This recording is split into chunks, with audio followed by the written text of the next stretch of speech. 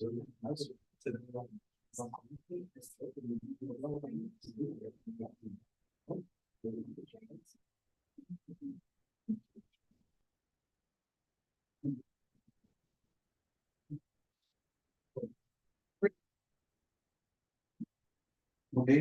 so welcome to this new seminar from the Instituto de Astrofísica de Andalucía.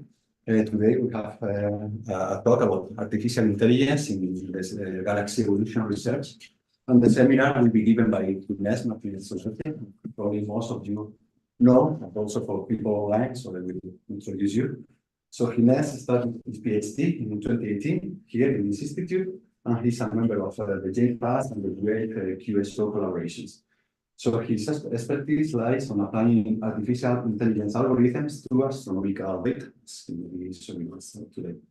So his thesis, with title Identification and Characterization of Emission line objects in JPAS with artificial neural networks, develop new techniques based on machine learning to analyze the properties of galaxies.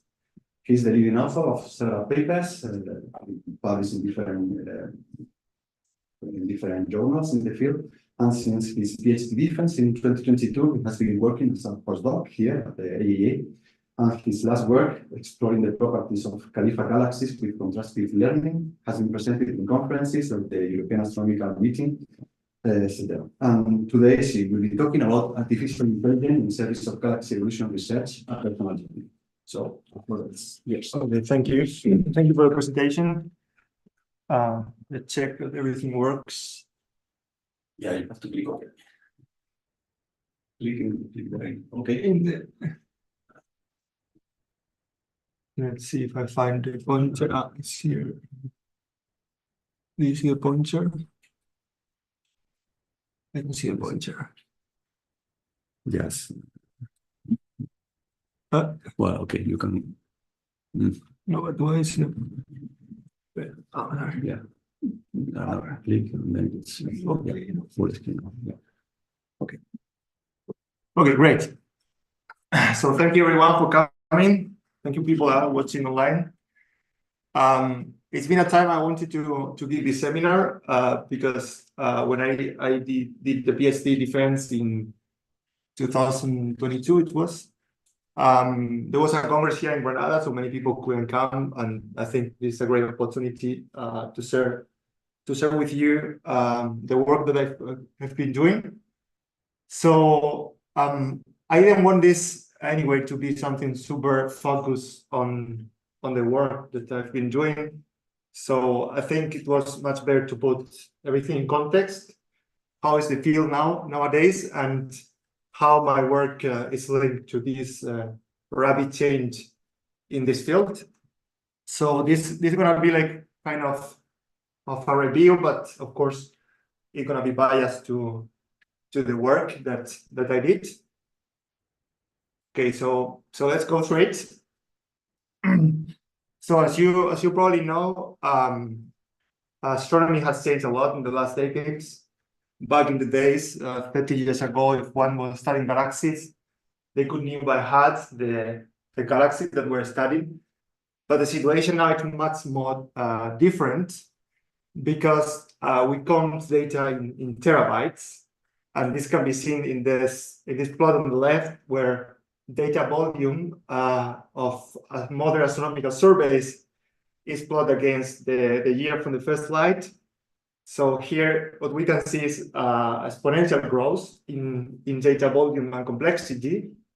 So that implies that we need new techniques that are faster and more efficient for analyzing this data, and can actually eventually be able to uncover new physics. So at the same time, we had this growing of astronomical data. There has been a revolution in the field of artificial intelligence. So in this revolution happened in waves, and these waves happen first in the computer science field, and at some point they translate to the astronomical field. So in this review that I just put there. The author argued that there are 3 waves that happen in the artificial intelligence applied to astronomy field. So the first wave, it's composed of papers. So this is, by the way, the amount of papers submitted per month as a function of the year, with certain keywords in either in the abstract or in the title. So the first wave, it's composed of papers that, so of course, the first papers that appear in the astronomical literature that apply machine learning, they were based on simple models. So this is why you have words like multilayer perceptron that are simple neural network. And then around 2016, 2017, starts explosion of paper with words like convolutional neural network, artificial neural network. So those papers are actually, so all those works use something called supervised learning algorithm. So even if this is split in 2 waves, actually we can group this to a same wave that we are gonna call supervised learning in astronomy. And then there is a new wave that is appearing now that is ongoing, that is composed of papers that instead of using this supervised learning, they use something called unsupervised or self-supervised. So I found this very interesting because at the time I read the paper, ChatGPT didn't appear, then ChatGPT came, and in this paper, the author argued that there are going to be a new wave that is still to appear, and it will be based on, it will follow the trend that we saw in computer science with this generative AI model like ChatGPT and Midjourney, all those generative models. We'll talk a little bit later. Okay, so let's go to the first wave and see some of the applications, and then I'll show you some of the work that I did within this wave. So first of all, what's supervised learning? Supervised learning is a technique used in machine learning with the goal of training an algorithm for just one specific task. So we don't want this to be super general, just we have something that we want to predict, and we train the algorithm for that. There are many kinds of algorithms. The most popular ones are neural networks. This is a simple neural network. So you input some data, then the neurons produce, do like non-linear transformation of the data up to an output that is what you wish to obtain. Here I'm showing one of the first papers that actually used artificial neural network in astronomy, and the goal was to predict photometric redshift. So this is a long galaxy. You see the spectrum, and then these red points are the photometry measuring in 5 bands. So the idea is, can we from the photometry alone predict the photometric redshift of galaxy? Yes, the answer is yes, and this can be done with these neural networks. Of course, there are other techniques like template fitting that can do this task, but the advantage of using those algorithms is that once they are trained, and the inference time it's very low, so we can predict much more faster than what the template fitting code can do. This has been improving. This paper was back in 2002, I think. So people have still work in this with this goal of predicting photosys. In this case, I'm putting here a couple of samples that use data for the Subaru telescope with the same idea, producing photosy. The algorithm has become more complex because, for instance, in this paper on the left, they use Bayesian neural network. So the idea is not only to predict the photo redshift, but also predict uncertainties of this photosy. And on this paper on the right, instead of using the integrated photometry as Sloan, they use the whole images to do this prediction. So in this case, you use different neural network. They are called convolutional neural network because they use a set of convolutional layers that are applied to the images, and then predict this redshift. But you see, the idea is exactly the same. We want just to do one task and do it in the best possible way. And this is predicting photosys in this case. There are many other applications within the field. This is something very common in the field of galaxy evolution. One of the things we wish to have about galaxies is the morphology. So there are people that are training large convolutional network to predict the different galaxy types that we find in the universe. This can be done like a multi-label classification with many classes, or you can just do a classification of, for instance, disk-like galaxies and bolts-dominated galaxies. But essentially, again, the idea is the same: to train an algorithm for a particular task. There are also samples in people studying stars. This paper, they used Sloan images to produce RGB images of different star types. And then they train, those are the convolutional neural network. They train one to do this classification. There you can see the confusion matrix. These are typical plots that people use to evaluate the performance of the algorithm. So I was, when I started PhD, there were many papers in this line, and we thought that this could be a good idea to actually apply these techniques to our problem. So I did the thesis on JPass. So let me tell you something about JPass.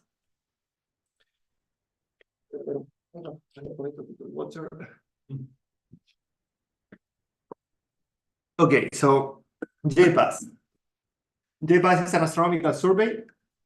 It's conducted in Teruel, in Cabalambre. This is an image of the observatory. So in this big telescope, 2.5 meters telescope, they install a super big camera called the GBCam. And this camera can take, in one point, can observe the whole Andromeda galaxy. JPass is, so each square here is a CCD, so it observes the sky with filters. In concrete, 56 narrowband filters. So there on the right, you can see an emission line galaxy, the spectrum of this galaxy, and how JPass would look at this galaxy with its narrowband filters. So JPass has the advantage of being kind of a low resolution spectrograph, but at the same time, it can take pictures of the sky. However, if you want to measure or predict the emission lines in galaxies, this is not as straightforward as you could do in a spectroscopy, because we cannot actually, do something like a Gaussian fitting. So machine learning it's a good case here, because we can train a network for predicting the equivalent width of those emission lines. So with the points, we just want to do this prediction. So what we did is we took galaxies from Khalifa and Manga. Those are integral field units. They observe galaxies in a spatial resolved way. So we took those spectra. We produced synthetic JPass magnitude. And then we trained the neural network to predict the values of the equivalent width of those lines. And then we test our algorithms in Sloan. Here you can see some of the results we got in the simulation.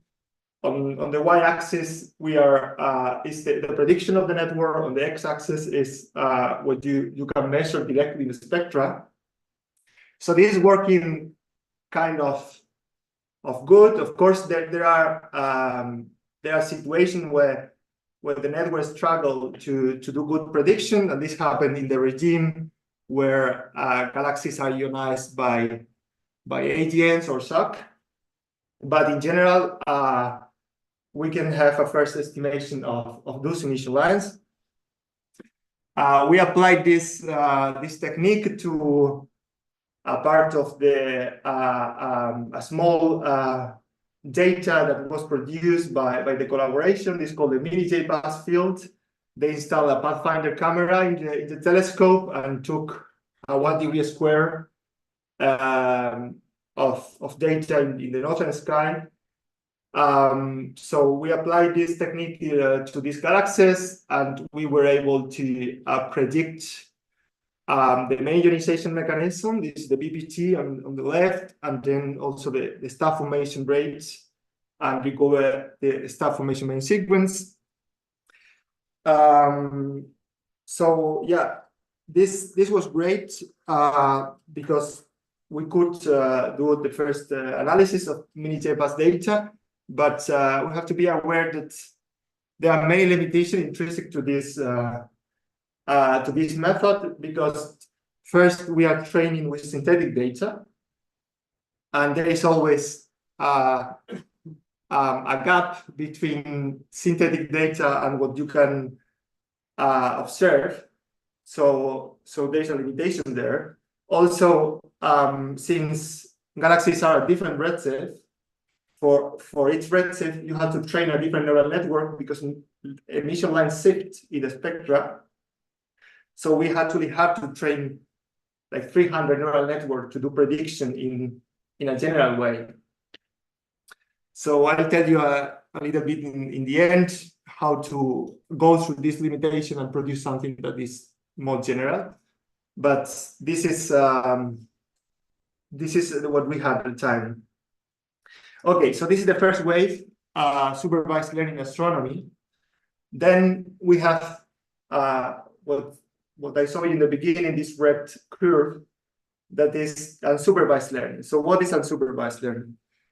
Unlike supervised learning, the idea here is not to build an algorithm that is able to do a particular task, but we want instead to build a representation space from which you can perform a set of downstream tasks.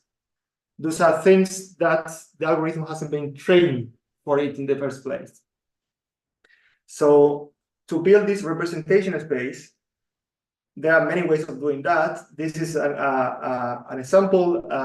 This is a very recent paper that used supernova data, and they used something called autoencoders. So what are autoencoders? You input here a spectrum, then the network tries to compress this information up to a Latin space. This is done by the encoder, and then it tries to go back to the original space and reproduce the original data.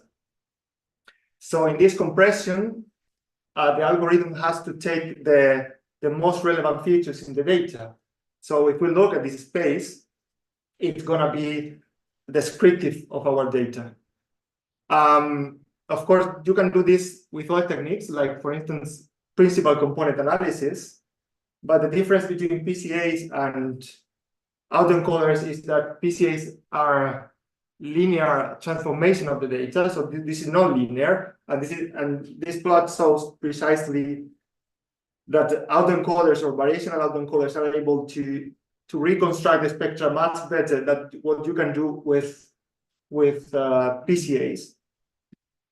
So once you get this compression, you can go to this Latin space, this plot in the middle, and look for well, those are not physical dimensions, just the projections.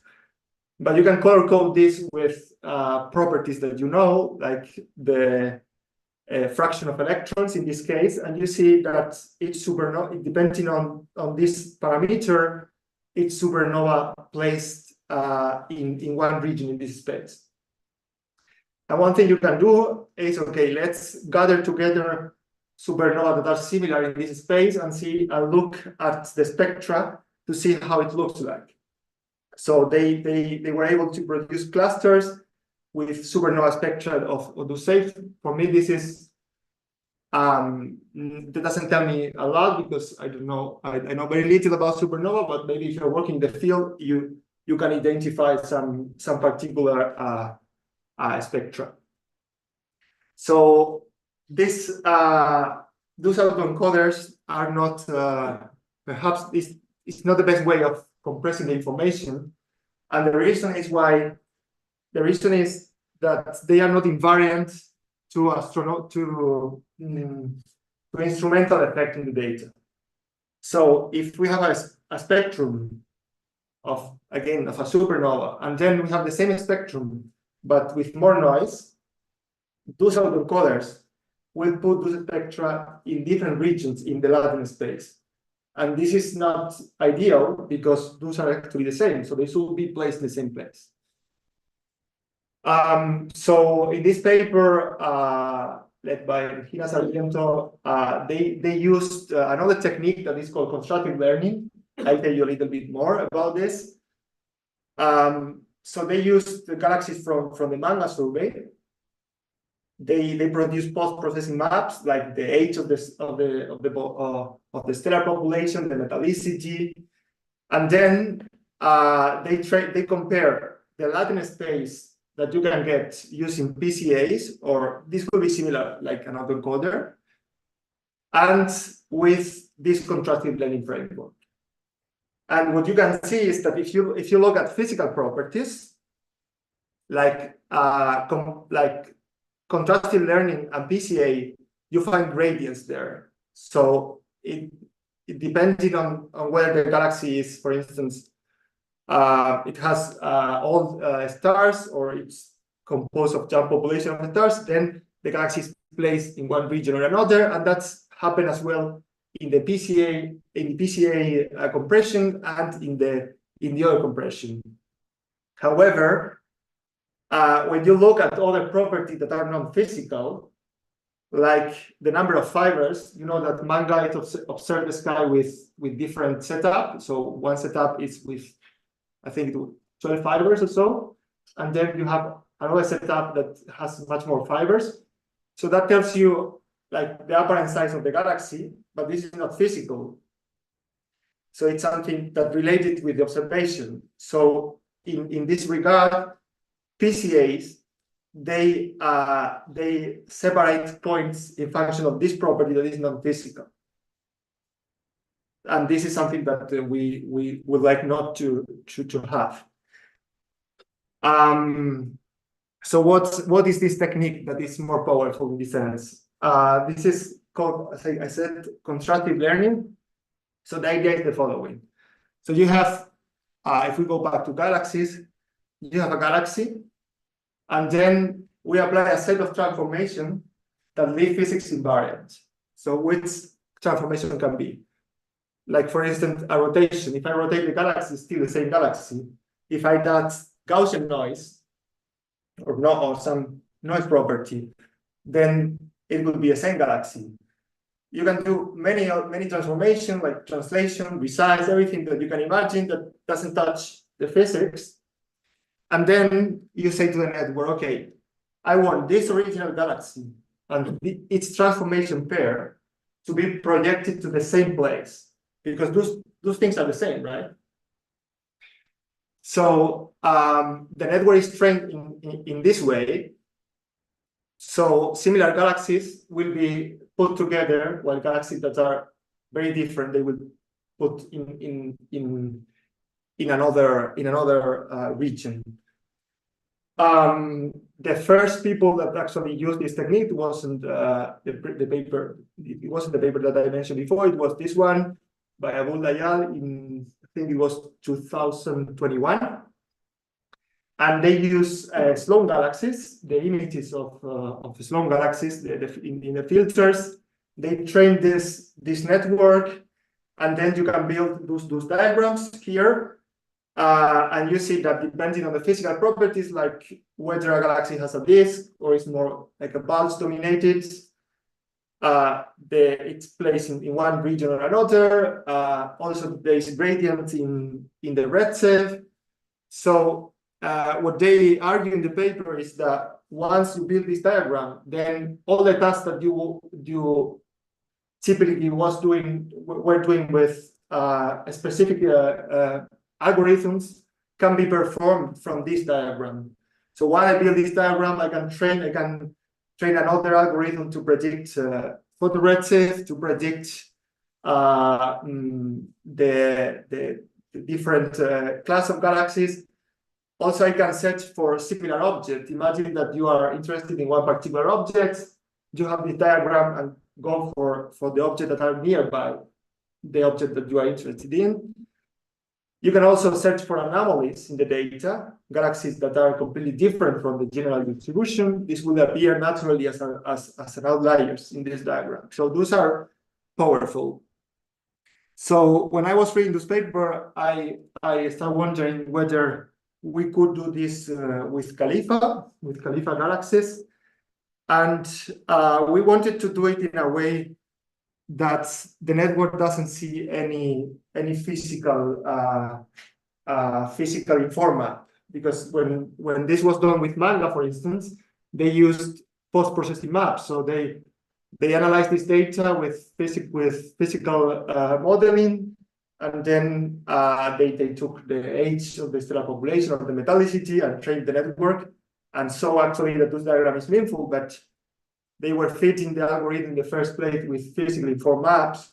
So could we do the same with just data as we observe it? So we took Khalifa. This is a new release where the spatial resolution it's better, and it's like around 900 galaxies. So we trained the algorithm to do what I just explained, and then we got those maps. And here I'm color coding the galaxies with some properties. So on the left is the morphology, the T-type morphology. No, not T-type. Sorry, it's kind of the T-type, close. So 0 means like galaxies like elliptical, then 1 it's more irregular, spirals are irregular. There I'm color coding with the mass, with the age and metallicity, and you see that there's gradients in this projection. But the network didn't know anything about physics, just the data. This is transformation of this data, projection, and then the physics appears in a natural way. So one of the things that we did is, okay, let's now cluster the data and see what we find. So in the case, this is two clusters. The middle is 3 cluster, then 4 cluster.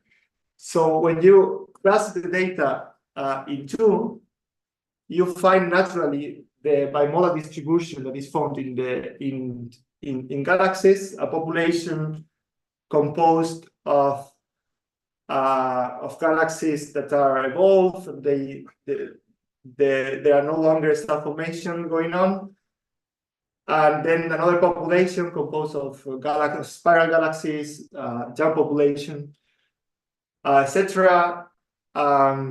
If we look at the one diagram, this tells us the ionization mechanism. Again, the same story. If you go to 3 cluster, you see that there is an intermediate population. So what has been called the green valley also appears here as galaxies with intermediate morphologies, more with more ATNs. And then if you go to 4 cluster, things start to be more complicated to interpret. But the good point here is that just with transformation of the data, we can get to the same conclusion that people got using physically modulated models. Well, this was just the morphology distribution of those clusters. Other thing we could do is, okay, once we have this diagram, then we classify galaxies in different environments. Here we are differentiating between galaxies in voids, in clusters, and in filamental walls, what sometimes is called field galaxies, and say, okay, let's look at the distribution of these galaxies in this diagram. If the environment doesn't affect the properties of galaxies, all those points were equally distributed in this plot. But this is not the case. Cluster galaxies tend to be here, like void galaxies a little bit there, field galaxies almost everywhere. So you can compare the distribution of this point in this diagram and conclude that those galaxies actually have different properties. But again, the network doesn't know anything about physics. Okay, so this is the end of the second wave, and I'm gonna drink because we are going to the third wave, the third one. So what is going on now in the artificial intelligence field? A revolution is going on. There is an explosion of models that can be grouped with something called generative AI.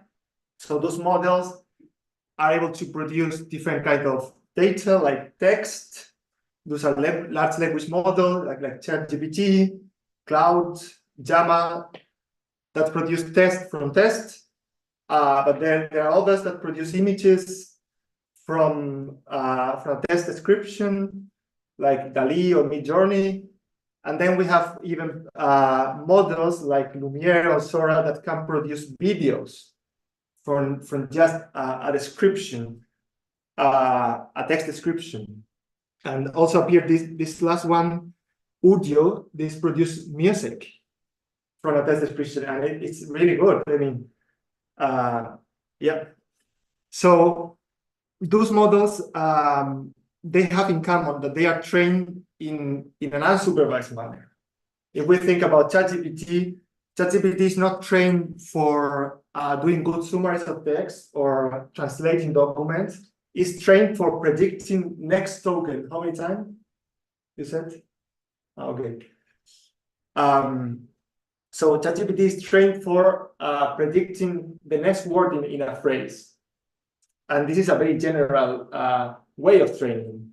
Then when you put enough data, the model can do other tasks for which wasn't the code in the beginning. Those models serve two things also. They are based on something called transformers. Transformers were introduced in 2016 by a very famous paper that was called Attention is All You Need by Google. And those transformers, they use also this encoder-decoder structure, but they do another different operation here in this encoder. And what they do is something called an attention mechanism. So what is an attention mechanism? So if you think in a phrase, we think in language, like this phrase, butterflies sold their wings because they no longer wanted to fly. So there is always connection between, for instance, the subject butterfly and the verb fly in this case. So what it does, this attention mechanism, is computing the similarity between each word in a phrase. And this seems to be very powerful to understand meaning in language. Here, this is like a matrix. So the attention, it's color-coded with a bar. And so what's the problem of this attention mechanism? It's great. I mean, it works super good for those models, but it grows with the square of n of the length of the phrase. So this is a kind of problem if you want to put a lot of data. And this is the reason why nowadays we cannot input to ChatGPT like the whole astronomical literature at once and ask for a question, because this attention mechanism grows with the length, with the square of n. Nonetheless, this this way of training the data can be useful for astronomy. And I want to simplify this with these examples here. So ideally, what we would like to have is an observation, if we are studying galaxies, an observation in the whole electromagnetic spectrum. So this would be great because we can know almost everything, right? So this is the cross match. But the cross match is very infrequent. It happens for very little objects. If we could train an algorithm that doesn't train on the cross match, but it trains on the union, this would be great because we can benefit from all the data. And this is somehow similar of the way that ChatGPT is training, because sometimes it takes text that is a paragraph, sometimes it takes a text, a sentence, or it's flexible in how you can you can put the data into a training. And this actually this has already been proposed by those people in what they call a foundational model. So it's called foundational model because it's trained in a very general way, and then it has the potential to do many tasks. And what is more important is that it's trained not on the crossmatch, it's trained on the union. So what they did here, they took stars from Gaia, from apogee and 2 mass. So sometimes you have stars observed by Gaia that were also observed by apogee, and apogee is great because it gives you a very precise measurement of effective temperature, of surface gravity, but not all stars are observed by apogee. Then you have 2 mass that is looking at the infrared, and this is also great information. So not all galaxies in Gaia and apogee are in 2 mass. So if you train an algorithm to take one star and just predict from one part of for instance, from the Gaia coefficient, you try to predict the temperature one time. Then you go to the 2 mass colors and then predict the gravity. In each iteration, you take a couple of a set of input and predict a set of output. But here, it's completely different, the philosophy from what we saw at the beginning, where you have the input and the output. Here, everything is input and output at the same time.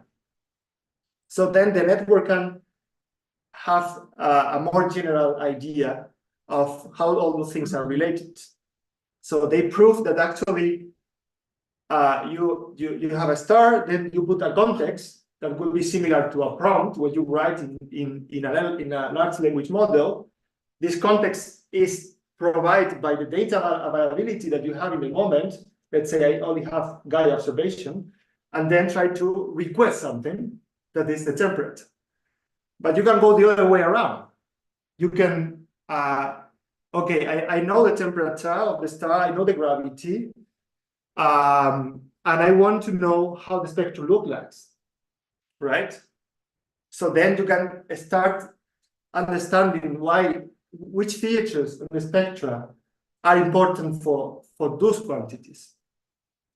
So this is so when I saw this paper, I thought that this can be applied to galaxies as well. So this is some of the ongoing project that I'm working now. So the idea is to take data from multiple surveys.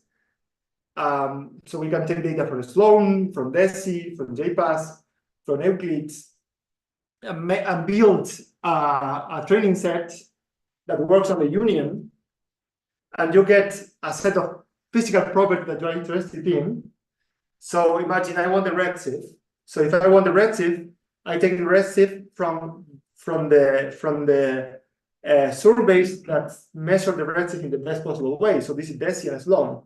Then I want to set the stellar mass. If I want the stellar mass, maybe I can go to JPAS because it's photometry. So for galaxies with very low continuum, I might get a better estimate of the mass. And then if I want the emission lines, again, I go to spectra. So yeah, like this is the idea to try to build a model that do everything at the same time. So you get redshift, you get the initial lines, you get star formation rate, you get all the information you can you would like to have. Those are some results. This is very preliminary, so take this with a pinch of salt. But I took a Sloan and Galaxy just to give it a try, and use those transformer models to predict the emission lines, also the photo redshift, as you see here. So this is actually it's a Sloan. So with a Sloan, I produced JPass data and also Galaxy data, and try to predict those quantities. Also, like from the optical, try to predict the ultraviolets. This is something you can try. It's not working super good now, but as I said, this is preliminary. And yeah, this is what is going on now in the field. A little bit biased, but this is what I could present. And yeah, I leave you with the conclusion. Maybe if you want more questions. Thank you very much.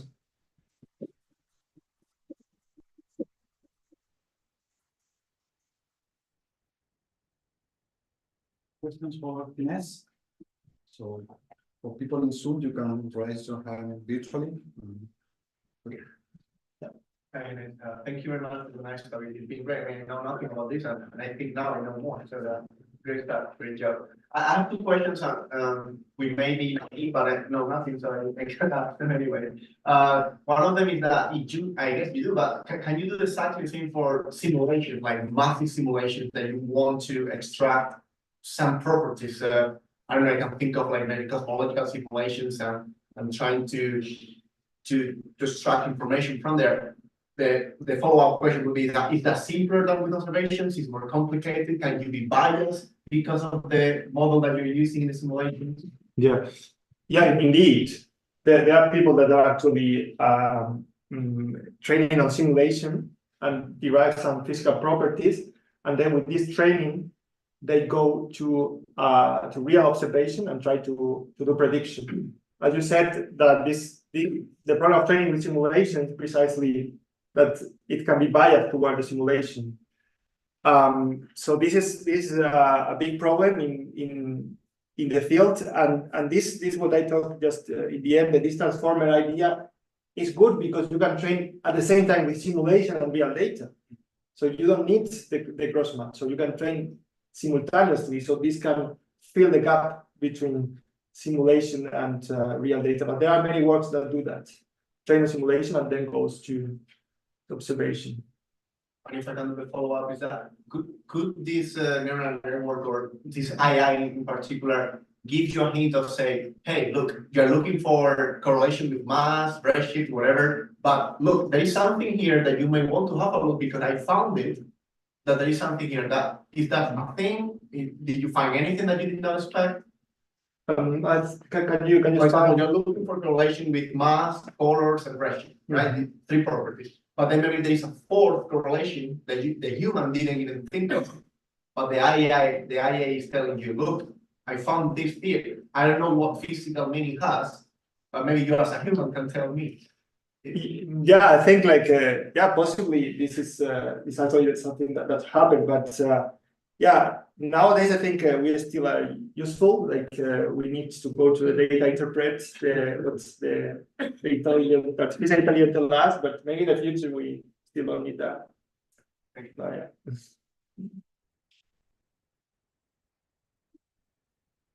Hi, yes. Could you please put a previous slide? This one? Do you have any idea why the prediction is worse for smaller redshifts? No, I don't have this. Yeah, well, you mean worse because there is more scatter here, right? Yeah. Yeah, I don't know. This is just something that finished this weekend, in fact. So I haven't expected the data. This is something we have to look at. Super preliminary. I can't give you an answer now. Okay. Questions? I would like to know the nature of this sort of techniques.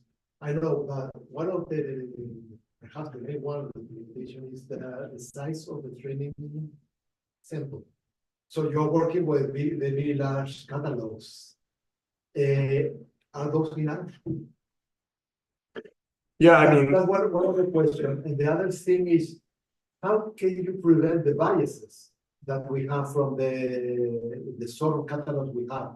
So in that sense, we are dealing with something which is similar to what happens with models. There can be, you need to control the inputs to see that they are not causing any bias or hallucination. As it called in ChatGPT. Like yes, I mean, yeah, like the training set is everything. Like I think it's even more important than the algorithm that you used. This is what makes the availability of knowledge, right? So yeah, like all the effort has to be put in how you build the training sets.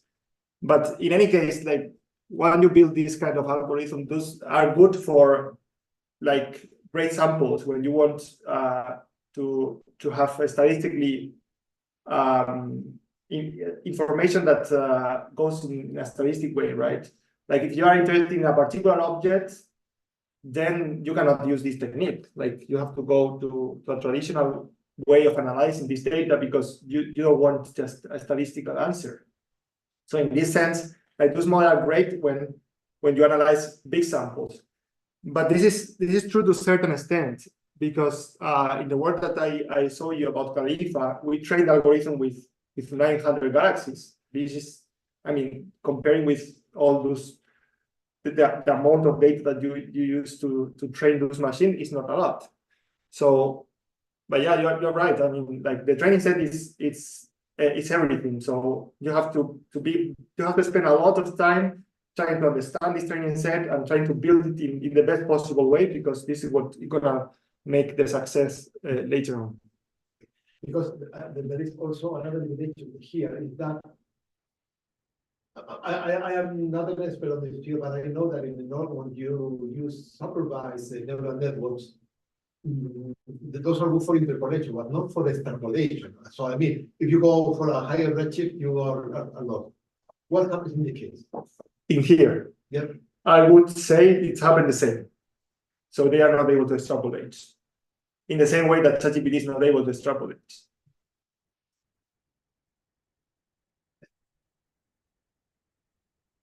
More questions? So the conclusion is that we human beings are still needed, right? Yeah, for some time. Okay, if there are no more questions, yes, let's thank Ines again.